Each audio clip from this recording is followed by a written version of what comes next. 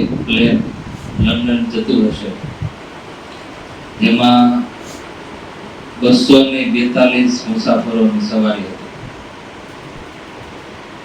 જેમાં આપણા પૂર્વ મુખ્યમંત્રી વિજયભાઈ રૂપાણી એ પણ સવાર હતા. ટેક ઓફ થતાની સાથે 1 થી 2 મિનિટની અંદર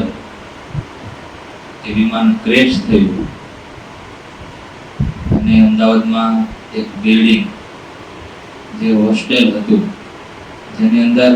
મેડિકલ કોલેજના વિદ્યાર્થીઓ અભ્યાસ કરતા હતા,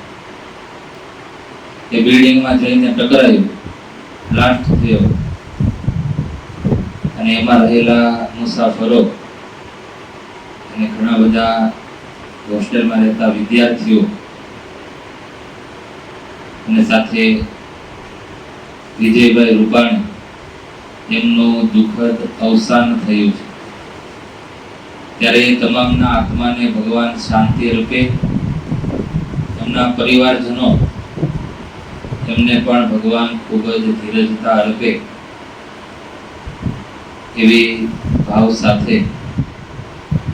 આજે ગુરુકુલના તમામ વિદ્યાર્થીઓએ